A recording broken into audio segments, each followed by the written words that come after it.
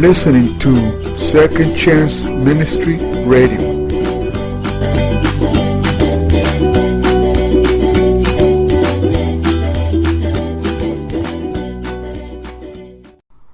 To follow is Bible study, Ecclesiastes. The book of Ecclesiastes really is a journal, a diary, the personal journal or diary of one man's journey through life. And in this journal, the writer observes several important things about his own life, because he's looking at his own life. First, he notes his own loss of enthusiasm for life in general. He's very pessimistic, even depressed. You read Ecclesiastes, and oh man, it's not a happy book. He also records his feelings and observations as he purposefully searches for joy and satisfaction in life apart from God. And you need to keep that in mind. He's looking for joy and satisfaction, contentment apart from a relationship with God.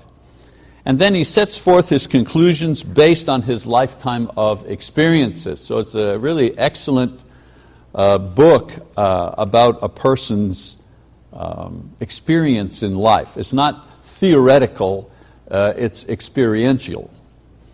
This is the true story of a man who he cut the cord, he did it all, he went to the horizon of every experience that he desired or imagined, and he left us notes about what he felt and what that was like. Imagine being able to do anything you wanted with your life, and then experiencing it all, and then leaving notes behind for other people, other travelers in the journey of life. A great book because it teaches not from, as I say, simply a theoretical basis, but from a full experience of a life lived. So a little bit about the book, the author. The book doesn't actually name the author, but it refers to him as the preacher. And because of this, the book is called Ecclesiastes, and that word means one who calls the assembly. It was called this by the authors of the Septuagint. Septuagint was the Greek translation of the Old Testament in the Hebrew. From the Hebrew to the Greek, they called it the Septuagint because there were 70 scholars working on it, and they named this book Ecclesiastes.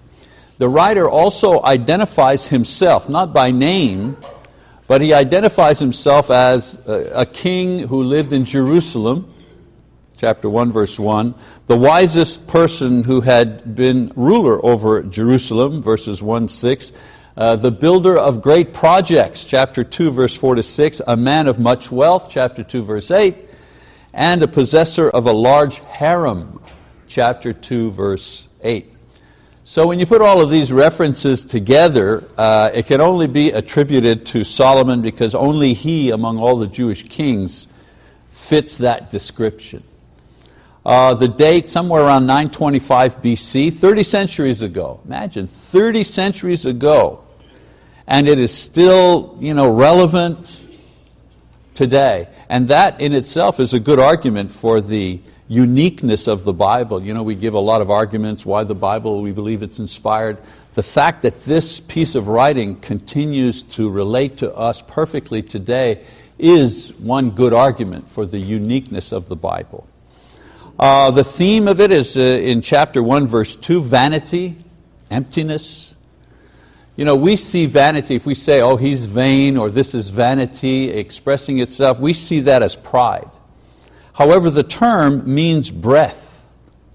And so the writer uses it as a metaphor to mean purposefulness, or with no purpose, or meaninglessness. Everything is breath, everything is vanity. The point is that whatever man does apart from God, meaning without regard to God in asking Him or thanking Him or serving Him, whatever we do in that context amounts to nothing in the end. It's like a breath. It's vanity. Now the reason he gives for this conclusion is that life without God is just a repetitious cycle of events, and it doesn't give or possess any lasting value or satisfaction. In verse, 1, 13 and 14, he says, "And I set my mind to seek and explore by wisdom concerning all that has been done under heaven. It is a grievous task which God has given to the sons of men to be afflicted with. I have seen all the works which have been done under the sun, and behold, all is vanity and striving after wind." So we see that many people since Solomon have come to the same conclusion, and they have tried to inject with their own philosophies some sort of meaning to life that doesn't factor in the presence of God. For example, throughout history, I just, take a few things.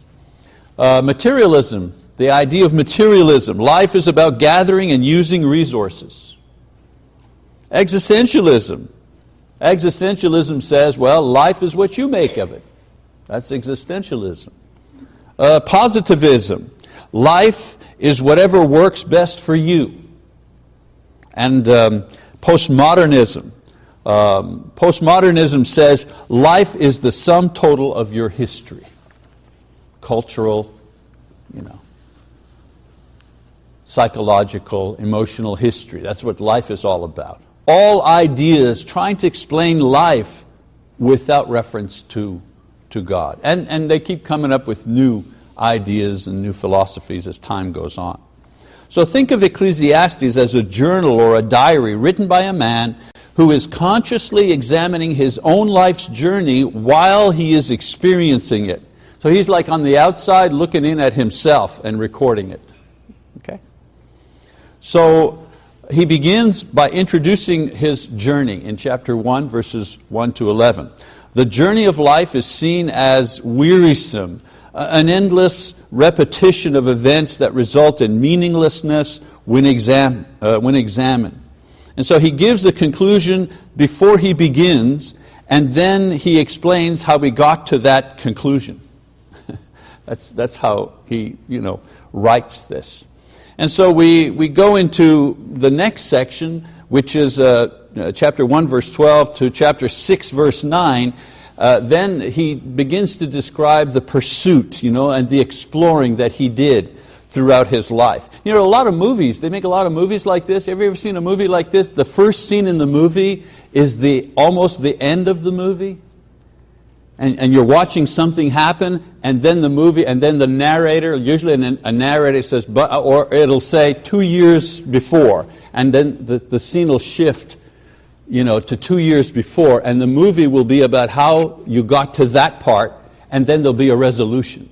Well, this is written exactly in this way. He tells you the end, he starts at the end, his conclusion in the very first verses, and then he backs up, and he begins telling the story of how he arrived at that conclusion. That's how this, we think, oh wow, what a tricky thing, in movies. Oh, these guys are geniuses. But 3,000 years ago, this technique, this device was being used. So here Solomon describes his attempt at finding ultimate value and enduring happiness apart from a consistent walk with God. And he records areas that he explores and his findings, pursuing the journey. These are some of the things that he looks at. And what I'm doing is I'm giving you a recap, and then we'll go back and we'll do it a little at a time in the lessons to come. So in chapter 1, 12 to 18, he talks about the pursuit of knowledge and wisdom. And he ends, and he says the pursuit of knowledge and wisdom ends in a lot of grief and increasing pain. He talks about the path of pleasure and possessions. And he concludes that these are futile and they are unprofitable, actually. He talks about to live wisely or foolishly, and he says these are equally empty since both of them end in death. He writes about the work ethic, and he examines the work ethic, and he says that the work ethic is found to be full of grief and emptiness in the end because you can't keep what you earn. What's the point of working all your life to amass wealth and property? And he says, because you can't take it with you. In chapter 4, verse 1 to 6, 9, he says, even the accumulation of power and wealth through oppression are not satisfying and lead to frustration and dissatisfaction. And then he talks about the third part of the book, reflection and summary, chapter 6, verse 10 to chapter 12, 14. Solomon draws a general conclusion from his observations of a life lived under the sun. And this expression, a life lived under the sun, means a life lived here on earth. Under the sun, here on earth. And what he says about it is the lasting purpose and fulfillment can only be found in a trusting relationship with God. Nothing less will do. He talks about that in chapter 6, verse 10, all the way to 11, verse 6. A second conclusion, the young should remember and serve God while they are young, before age and death overtake them. Because yes, it's a long life, but that long life goes by very quickly. Goes by very quickly. You know, one minute you're young and you're starting out, and then it just seems like in a breath your kids are growing up and moving out, and then in another breath they're calling you grandpa. And then thirdly, he says the bottom line principle for a meaningful life is to fear God and keep His commands. Chapter 12, verse 9 and 14. So there's a kind of a quick overview of the book and how it's written, the theme of the book, what he's trying to get across. So let's double back to the beginning and give you a little bit of background about Solomon himself. So Solomon's father David, the second king of Israel, of United Israel, he had fought many wars in order to secure Israel's borders and bring peace upon the land. He also left a great estate which made Solomon wealthy as he began his reign. So this wealth increased as tax money, normally used to provide for wars and armies, was left for Solomon to invest in other pursuits. So great riches plus relative peace provided him with the luxury of experimenting with various pursuits in order to find true happiness and satisfaction without regard to God. So chapters 1 to 11 establishes at the very outset his conclusions concerning the search. So he says in verse 1 to 3, chapter 1, he says, the words of the preacher, the son of David, king in Jerusalem, vanity of vanities, says the preacher, vanity of vanities, all is vanity. What advantage does man have in all of his work, which he does under the sun? So after identifying himself, Solomon goes on to state the basic premise of the whole book. That in life, when all is said and done, there will be nothing left that will give us a sense of accomplishment and gratification. So it starts off pretty low. It's a downer right at the beginning. He says when all his effort is over with life here on earth, there will be nothing left over that will satisfy man. That's his conclusion. And his point is that life on a purely human level, no matter how greatly it's lived, will be in the end worthless. Now in verses 4 to 11, the next verses, he presents various examples to support this premise. First of all, in verse 4, he says, a generation goes and a generation comes, but the earth remains forever. So that first cycle, the passing of the generations. People are born merely to die, and nothing changes this. Why be if all that is going to happen to you is that you will cease to be? Second cycle, he talks about in verses 5 and 6. He says, also the sun rises and the sun sets, and hastening to its place it rises there again. Blowing toward the south, then turning towards the north, the wind continues swirling along, and on its circular courses the wind returns. So here he's talking about the cycle of nature. He says, all the rivers flow into the sea, yet the sea is not full. To the place where the rivers flow, there they flow again. All things are wearisome. Man is not able to tell it. So the ceaseless rhythm of nature also demonstrates that activity in and of itself produces nothing of ultimate value. He says, the sun rises, what? Only to set. The wind blows, but it doesn't go anywhere. The rivers fill the sea only to evaporate into rain and repeat the cycle. And this cycle of nature goes on and on to the point of weariness, he says. Nothing changes. Another cycle. He says, the eye is not satisfied with seeing, nor is the ear filled with hearing. So this is the curiosity of man. When man's curiosity is aroused, he seeks answers, but the more he knows, the more questions he raises. As far as knowledge is concerned, there's no end and no satisfaction to it. One other cycle he talks about here. He says, that which has been seen is that which will be, and that which has been done is that which will be done. So there's nothing new under the sun. Is there anything of which one may say, see this, it is new? Already it has existed for ages, which were before us. There is no remembrance of earlier things, and also of the later things which will occur. There will be for them no remembrance among those who will come later still. So the fourth cycle, the absence of something new.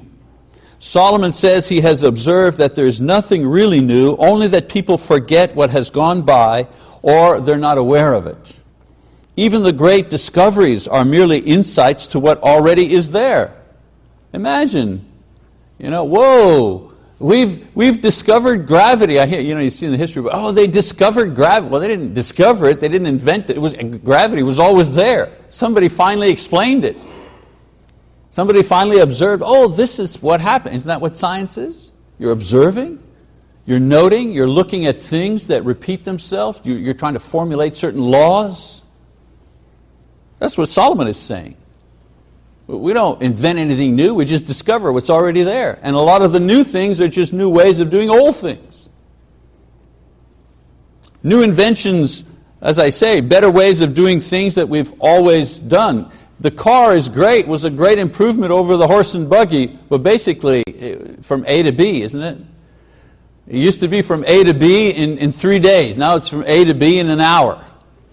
And now with I forget what they call it, travel there? Help me. What's the travel name? Hyperloop. With the Hyperloop coming, right? We get into the Hyperloop and it's like at the bank, when you put your check into the tube and it gets sucked up to the teller. Well, they're working on that for human beings. That's new, but that's just another form of A to B. I don't know what will happen between A and B, but anyways, you guys do that. So, Solomon uses these 4 examples to drive home the point that life under the sun, when examined, is really meaningless. And this conclusion could be very discouraging, and many have reached it and stopped there without searching any further. As I mentioned before, they have merely created philosophies of life to help them live with this conclusion. When I was talking about materialism and existentialism, positivism, so on, all the isms there, those are explanations that man has come up with to explain life without God.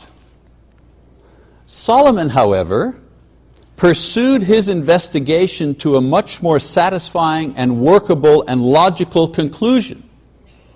He deduced the following: if there is nothing but nothing under the sun that has any meaning, then our only hope for meaning and satisfaction must be above the sun, outside of ourselves. He also said, if nothing satisfying or of lasting value can be found in what is visible, then these things must be sought after in the realm of the invisible. So Solomon's conclusions are based on the idea that for every universal and corresponding innate need of man, there is an available and corresponding satisfaction. Because there's hunger, man feels hunger, there's food. Because human beings have a need for sexual expression, well, there's a sexual partner. He proposes that the search for meaning, for satisfaction, for lasting value, for life beyond death is a universal human experience and can be satisfied. But not by anything material, human, or earthly, only by something spiritual, godly, and heavenly. C.S. Lewis, the writer, explained this phenomena in his book, Surprised by Joy. And the book, Surprised by Joy, was written as a way to describe his experience of being converted to Christianity. And let's read a little section of that. He said, it says here, some years ago, C.S. Lewis penned words that are directly relevant to the conclusion of Solomon. You know what I just said, for everything, for every need, there's a corresponding satisfaction. Note carefully what he said. Creatures are not born with desires unless satisfaction for those desires exists. A baby feels hunger, well, there is such a thing as food. A duckling wants to swim, well, there's such a thing as water. Men feel sexual desire, well, there's such a thing as sex. If I find myself a desire which no experience in this world can satisfy, the most probable explanation is that I was made for another world. If none of my earthly pleasures satisfy it, that does not prove that the universe is a fraud. Probably, earthly pleasures were never meant to satisfy it, but only to arouse it, to suggest the real thing. Interestingly enough, it was the desire to satisfy his longing for joy that eventually drove C.S. Lewis to Jesus Christ. And this is an excerpt from his book, Surprised by Joy. So in verses 12 to 18, Solomon explains how he has reached the conclusions that he has just stated. So let's read verse 12 and 13a. He says, I, the preacher, have been king over Israel in Jerusalem, and I set my mind to seek and explore by wisdom concerning all that has been done under heaven. So we know that Solomon had been blessed with great wisdom, 1 Kings chapter 4, verse 29 to 34. And not just a wisdom of common sense, but a capacity for study and memory, for discernment, application beyond what was known to man at that time. And so he writes that he decided to apply his great mind to the task of investigating by experience all of the different lifestyles or approaches to life that were common to men, and then note the results of those experiences. So he didn't fall into this haphazardly. He did it on purpose. Okay? Verse 13b, he says, it is a grievous task which God has given to the sons of men to be afflicted with. So this would seem, at first glance, a pretty exciting life experiment to be involved in. But Solomon soon discovers and reports that, this is an unhappy business. This great idea I had, not so good. I mean, he had what he thought was a life adventure, and he discovered that it was not so. So in verses 14 to 18, in these verses, he describes what this exercise has taught him. So in verse 14, he says, first of all lifestyles are meaningless. So verse 14, he says, I have seen all the works which have been done under the sun, and behold, all is vanity and striving after wind. So that all the lifestyles, their settings, and what they produce, all of these things, he says, are meaningless. Verse 15, he says, nothing can be changed. What is crooked cannot be straightened, and what is lacking cannot be counted. In other words, I've investigated all of this and realized nothing can be changed. There's so many things wrong with the world that they cannot be numbered even. I can't even tell you all the things that are wrong with this world, let alone try to fix it. Number 3, conclusion. Knowledge, he says, is useless. Even the pursuit of wisdom and knowledge by immersing oneself in each lifestyle turns out to be meaningless. He says, chasing after wind. And we read the passage. I said to myself, behold, I have magnified and increased wisdom more than all who were over Jerusalem before me. And my mind has observed a wealth of wisdom and knowledge. And I set my mind to know wisdom and to know madness and folly. I realize that this also is striving after wind. And then the 4th conclusion. The desire for knowledge brings pain. He says, because in much wisdom there is much grief, and increasing knowledge results in increasing pain. And so the constant desire to increase in knowledge. Now remember, human knowledge. Knowledge under the sun. Not knowledge of God. He's talking about human knowledge. So the constant desire to increase in human knowledge only brings grief and pain. Why?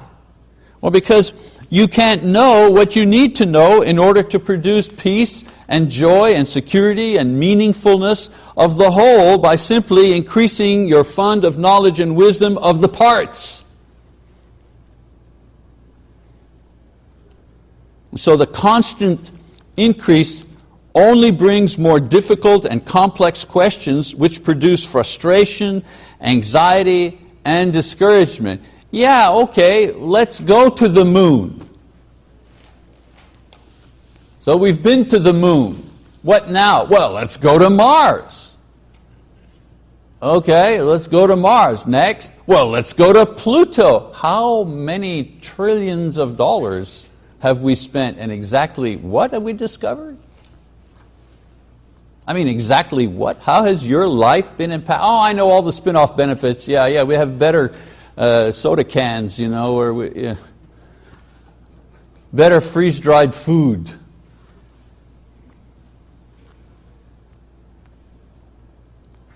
Philosophers spend their time sitting around, discussing life under the sun, coming up with, has anybody here, majored in philosophy? Has anybody here actually been to an upper level philosophy class? Have you ever taken that in? Whew. It's pretty tiring. Because you have all of these philosophers explaining to one another what life is all about here under the sun without reference to God. It's never satisfying. Never.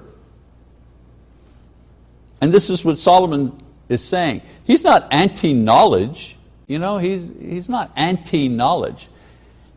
In this book, he's anti-trying to find the meaning of life simply by understanding what's here under the sun. That's what he's getting at. So the whole cannot be known without God. And to try to know it through knowledge alone, he says, this is futile. This is futile. So what if I study the sun? And I get a telescope that gets me close, and I'm able to measure its exact size and how much power it actually emits, and all of the things, and I know more about the sun than anyone has ever known about the sun. Does that knowledge bring me joy and satisfaction? It might earn me a living. I may go around to scholarly, meetings and talk about my great knowledge. The world's greatest scientist and the one who knows the most about the sun, okay, maybe, I'll earn a living doing that and write papers about the sun. But is that knowledge equal to a believer waking up and opening his blinds or her blinds and seeing the sunrise and say, my God, how great thou art. How wonderful your creation. How magnificent the things that you have done, O Lord. Please bless the things that I will do under the sun today as I offer to you my praise and my thanksgiving for the wonderful things that you have created. You see what I'm saying? That guy who offered the prayer of thanksgiving and praise for what God has done probably doesn't know anything other than to stay out of the sun when it's too hot. Maybe that's all he knows about the sun. But the joy and satisfaction and contentment and peace that she experiences because he believes and understands that someone created the sun, someone much greater than the sun, that he is able to communicate with. And that person blesses him. So Ecclesiastes, a valuable book for a lot of reasons. But one reason in particular is because it documents one man's search for meaning and value, as I say, under the sun.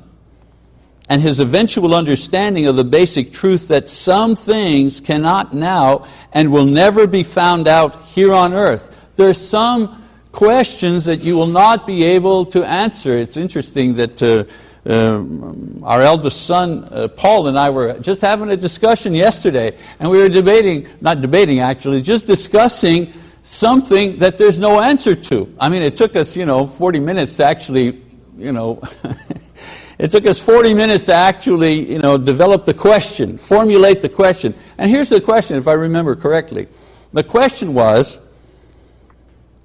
if God revealed, if while we are alive, I'll just take myself as an example, just be easier for the pronouns.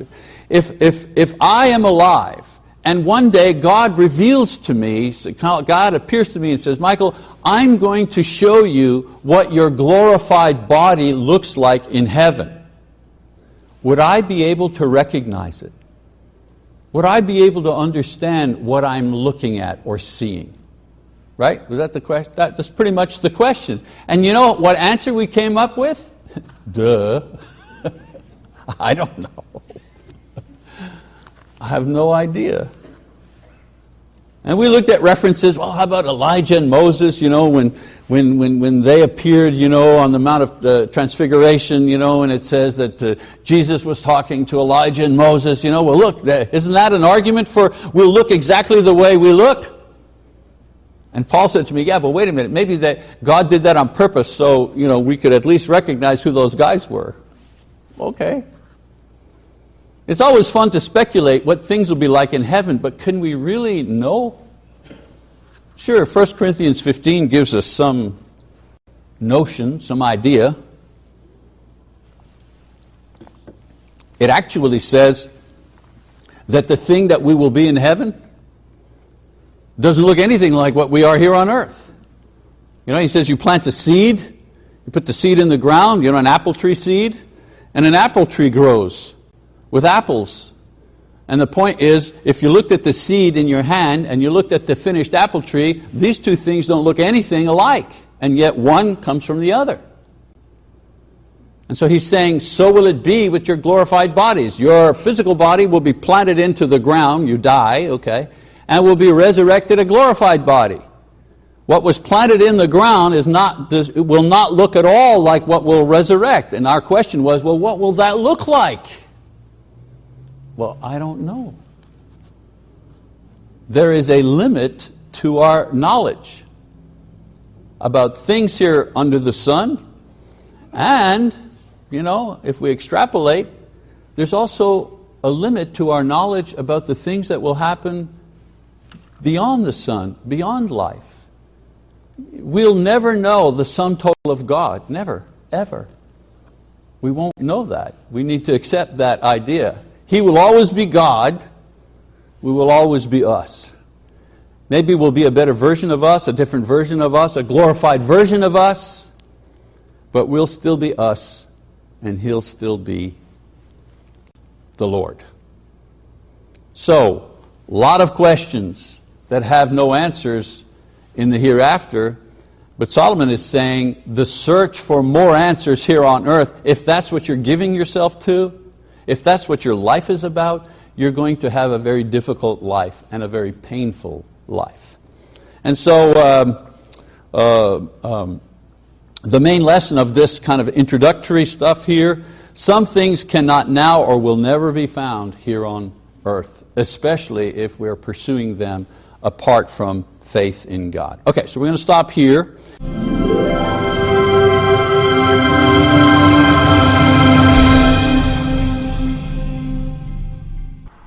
You are listening to Second Chance Ministry Radio.